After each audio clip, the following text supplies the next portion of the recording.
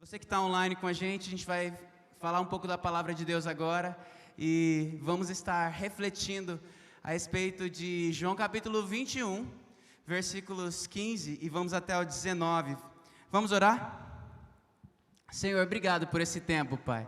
Obrigado porque o Senhor tem falado aos nossos corações e tem nos dado o privilégio de cuidarmos uns dos outros, amarmos uns aos outros, estarmos aqui em tantos rostos felizes e bonitos para a glória do Senhor. Obrigado também pelo pessoal que está online, peço que o Senhor os abençoe, que o Senhor abençoe os nossos amigos e parentes que estão assistindo das nossas casas, Pai. Que esse tempo seja um tempo de glória para o Senhor e de bênção para nós. Clamamos humildemente em nome de Jesus. Amém. Amém. Abre a sua Bíblia aí em João capítulo 21, versículos dos 15 até o 19. Eu quero contextualizar você um pouquinho a respeito disso aí, o que está acontecendo. João capítulo 21, a gente vai ler primeiro o versículo 15, que diz que... Espera aí, Lucas, me ajuda no seu celular aqui. E depois de terem jantado, Jesus disse a Simão Pedro: Simão, filho de Jonas, amas-me mais do que estes? E ele respondeu: Sim, Senhor, tu sabes que te amo. Disse-lhe: apacenta os meus cordeiros. Esse contexto é um contexto muito interessante, no qual a palavra do Senhor nos finaliza o livro de João. João, o apóstolo do amor, e que narra as coisas não em ordem cronológica, mas ele narra as coisas de uma maneira meio alternativa, meio criativa. Temos um pedido de oração aqui. E aqui, nesse episódio do capítulo 21, Jesus ele já tinha ressuscitado, e o capítulo 21 diz que Jesus ele apareceu já 3 vezes para os seus discípulos, e essa última vez, depois de ressuscitado, ele apareceu, e você vai entender o que aconteceu, quando você percebe que eles estão numa pesca. Bom, quem sabe aqui que eles pescaram a noite inteira, e não encontraram nada. E aí Jesus manda que eles pesquem do outro lado, e aí vem uma rede cheia de peixes. Quem se lembra dessa história? Quem sabe que isso aconteceu 2 vezes, e não só uma? Legal, bem menos gente. Porque essa história, ela é um milagre, e ela faz um monte de referências engraçadas, ou pelo menos curiosas. Os discípulos, eles estão muito desanimados, e Pedro, ele fala: vou pescar. Eles tinham sido chamados anteriormente para ser pescadores de homens, e agora, esses mesmos pescadores de homens, eles voltaram a pescar peixes. Essa é uma cena que se repete, de quando você tem o capítulo inicial de Mateus, e o capítulo inicial de Lucas, como por exemplo Lucas 5, de 1 a 11, é exatamente a mesma cena. Eles estão pescando, não pegam nada, viram à noite, tem um grande mestre pregando na beira, e de repente ele fala: jogue mais para o lado, e eles falam: olha, sobre a tua palavra, eu vou jogar, mas a gente não pegou nada, não tem nada aqui. E de repente eles jogam e vêm os peixes. Naquele momento, se você abrir Lucas capítulo 5, no versículo 8 exatamente, você vai entender que Pedro percebe que ele é o mestre, e ele se abaixa e fala: passe-te de mim, Senhor, afasta-te de mim, porque eu sou um homem pecador. Bom, essa cena se repete como um grande déjà vu, mas depois de tudo isso, ali que Jesus já está ressuscitado, agora estamos falando de João 21, eles passam o dia juntos. Você percebe isso do versículo 1 ao versículo 15.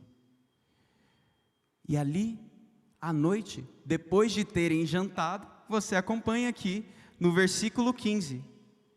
Depois de terem jantado, disse Jesus a Simão Pedro: Simão, filho de Jonas, amas-me mais do que estes? E ele respondeu: Sim, Senhor, tu sabes que te amo. Disse-lhe: apacenta os meus cordeiros. 16, tornou a dizer-lhe segunda vez: Simão, filho de Jonas, amas-me? Disse-lhe: Sim, Senhor, tu sabes que te amo. Disse-lhe: apacenta as minhas ovelhas. disse-lhe terceira vez: Simão, filho de Jonas, amas-me?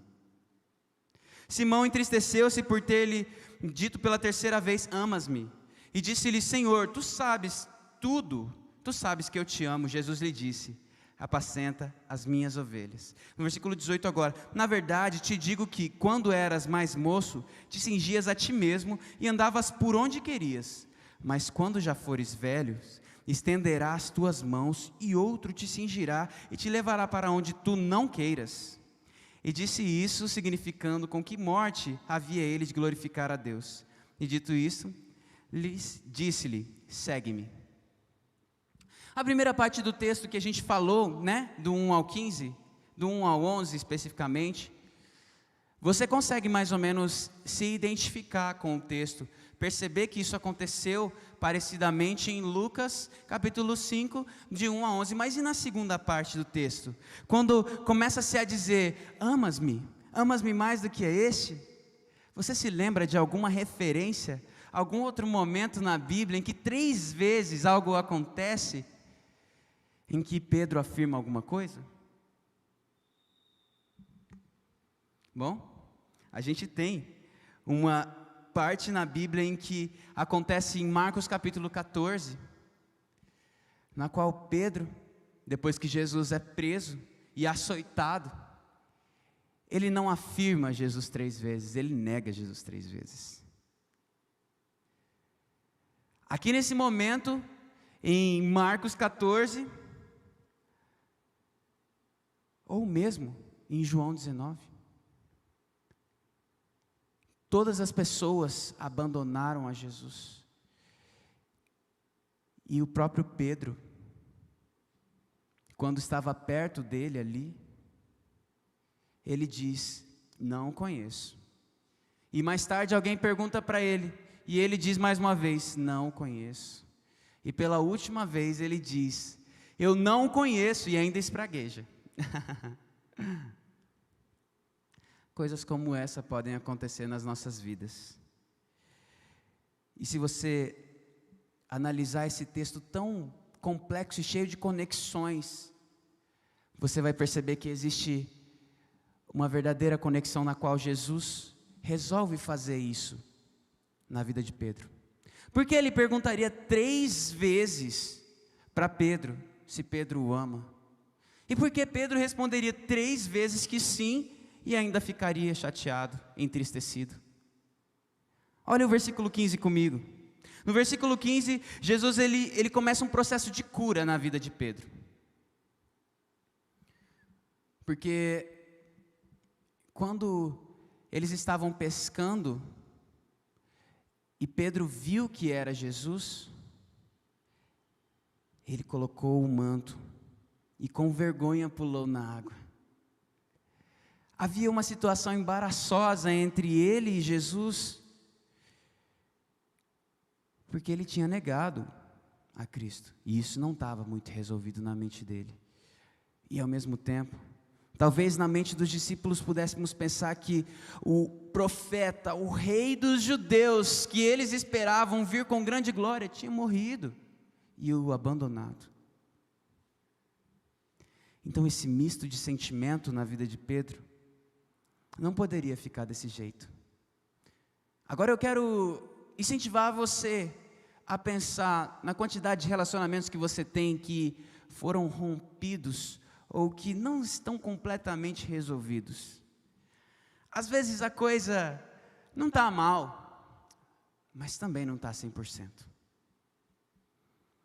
Jesus nos ensina aqui que a gente não pode deixar essas coisas simplesmente ao acaso. Temos que tratá-las. E ele, no tempo certo, depois de um dia inteiro, não caminhar pela praia, resolve conversar com ele.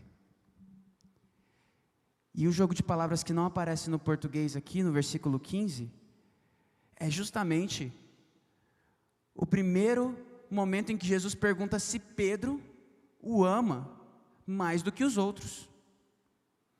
Existem algumas correntes teológicas que dizem que que Jesus estava se referindo às coisas. Você me ama mais do que essa pescaria, do que esse seu ofício, do que esse seu trabalho? Porque no fim das contas, Pedro e os discípulos, eles voltaram a pescar, quando na verdade eles tinham sido chamados para viver uma outra vida, né? Mas se fosse isso, talvez Pedro pudesse responder com muito mais força e velocidade: eu te amo mais do que esses instrumentos, mais do que esses peixes, mais do que esse trabalho, eu te amo mais do que tudo. Porque Pedro voltou a pescar porque ele estava perdido. Ele não voltou a pescar porque ele amava mais a pescaria do que Jesus. E tantas vezes nós saímos da igreja e voltamos a viver a vida antiga, só porque estamos perdidos, porque esquecemos, ou porque não entendemos direito o que esse amor de Deus, o que Deus está fazendo nas nossas vidas, seja como uma perda, seja com uma dor, seja com uma tristeza. E bom, nós somos humanos. Mas Jesus resolveu curá-lo e perguntou: Pedro, você me ama? E aqui ele usa o termo agapon, que é derivado da palavra ágape, um amor sem limites, um amor sacrificial. Aí como que Pedro responde? Ele diz: eu te amo. Mas Pedro não usa a mesma palavra. Ele fala assim: eu te amo com a palavra filéu, que é derivado de filos no grego. Tipo, eu te considero pacas. É igual como quando os adolescentes eles falam assim: olha, eu gosto muito de você, mas como amigo. Né? É arrebentar qualquer coração solitário, né? Então, basicamente, Jesus fala: você me ama, ágape, esse amor sem limites, esse amor sacrificial. Você me disse em Marcos 14 que você morreria por mim, e que você me amava mais do que todas essas pessoas. E isso está em Marcos 14, versículo 29, ele diz assim: se todos te abandonarem, mestre, eu vou ficar contigo, eu jamais te abandonarei. Mas ele foi o primeiro a abandonar. Ele até tentou, né? Cortou a orelha de Malco, mas não deu certo. Ali, ele estava bem olhando para o seu eu. Quem é o verdadeiro Pedro? Não é mais aquele cara falastrão, sabe? Que fala: não, eu te amo, não importa o que aconteça, eu te amo. Pedro estava de frente com a vergonha dele. E todo mundo sabia. Então a gente segue para o versículo 16. E aqui, Jesus fala para ele: Pedro, tu me amas? No versículo 16. Bom, Pedro novamente responde: Senhor, tu sabes de todas as coisas. Sabes que eu te filéu. Eu não te amo como essa paixão sem limites, esse amor que o Senhor, bom, pelo menos que o Senhor exige, que os teus servos anteriores tiveram. Eu não te amo desse jeito. E aí Jesus responde mais uma vez para ele: apacenta as minhas ovelhas, como tinha respondido no versículo 15. Cuida dos meus. E aí no versículo 16, Jesus deixa Pedro muito chateado por fazer uma outra comparação. Mas Jesus agora pergunta: Pedro, você me ama? Só que ele não pergunta: você me agapom? Ele pergunta assim: você me filéu? Você me considera como um amigo? Você só gosta bastante de mim? É nessa hora que Pedro, ele assume muito chateado e entristecido: sim, Senhor, eu só gosto do Senhor. Gosto bastante, mas eu só gosto. E eu provei isso para todo mundo.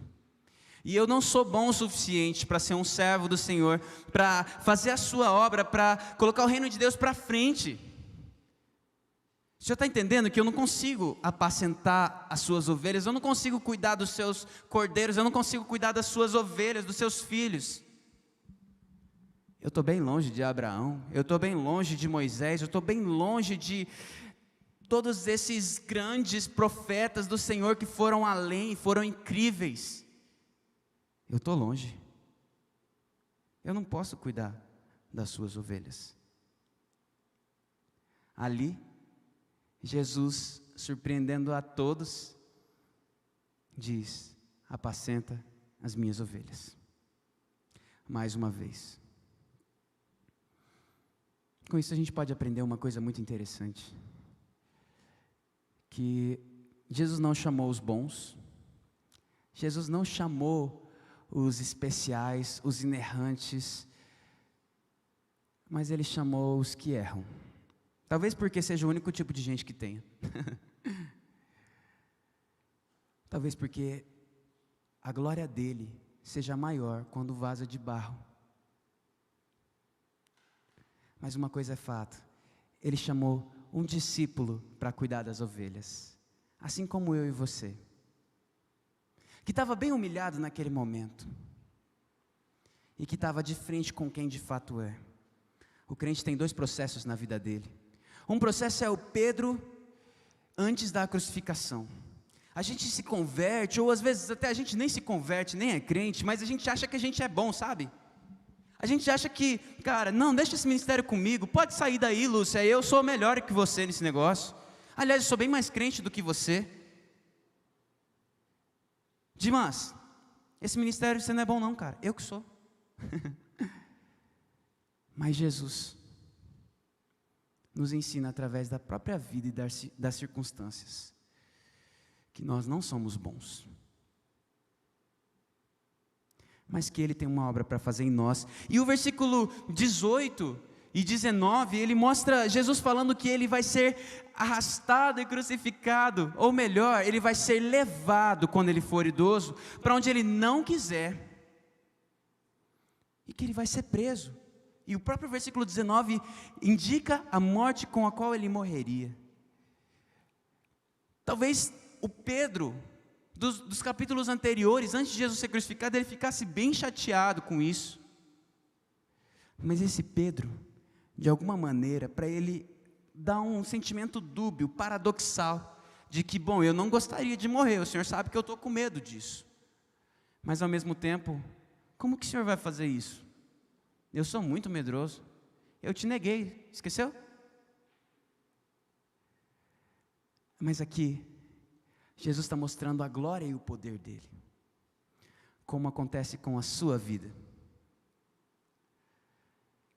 Se você está na fase de que acha que é um super crente, eu te incentivo a andar um pouco mais, a abrir os seus olhos, a no mínimo orar para que Deus possa mostrar em que você tem que mudar.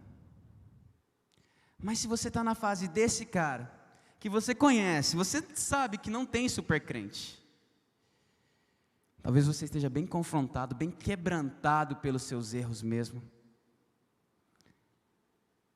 Para você eu te digo uma coisa, quando Jesus disse para Pedro que ele seria levado, e ele daria a mão, e outra pessoa o levaria para lugares que ele não queria ir, era de alguma maneira uma prova de que o Deus que começou a boa obra em você é capaz de completá-la. Nossa, Mateus, você está falando isso como um incentivo? Porque eu estou me sentindo bem mal agora, né? Eu tenho que morrer por Cristo? Não, mais do que isso, você terá a paixão de morrer por Cristo. Porque no versículo 18, se você olhar o detalhe, ele diz que Pedro estenderá a mão e outros o levarão para onde ele não gostaria de ir. Porque para ele, considera-se o viver Cristo e o morrer lucro. Essas palavras são do apóstolo Paulo. Porém, todas as pessoas que crescem em Cristo, elas percebem o valor de viver em Cristo e o valor de cuidado que Cristo ama. Aqui, eu quero trazer uma palavra de incentivo para a sua vida. Uma palavra de incentivo que se encontra, por exemplo, no capítulo 1 de Judas, que diz assim, que Deus é poderoso para vos guardar de tropeçar e vos apresentar irrepreensíveis com alegria perante a sua glória. Ou Filipenses 1,6, que diz que aquele que começou a boa obra em vós é fiel para completá-la até o dia de Cristo. Ser um cristão que vive Cristo, que não se decepciona e vai embora, ou que mesmo decepcionado permanece firme no Senhor. E eu não estou falando de ir de uma igreja para outra, eu estou falando de abandonar a fé, de abandonar o seu chamado de vida, porque todos temos.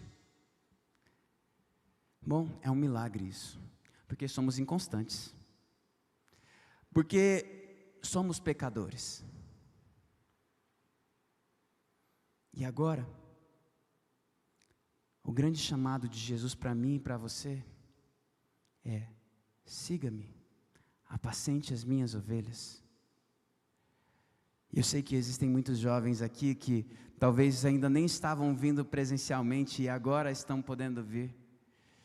Mas eu quero desafiar você, pela palavra do Senhor, a seguir a Cristo, a apacentar e a cuidar das ovelhas dele, mesmo imperfeito, mesmo não estando no ponto que deveria estar. Porque Cristo nunca precisou de mim ou de você, mas Ele te chama. Porque Ele ama o seu irmão que está do seu lado aí. E Ele sabe. E Ele preparou você para abençoar ele. E preparou ele para abençoar você.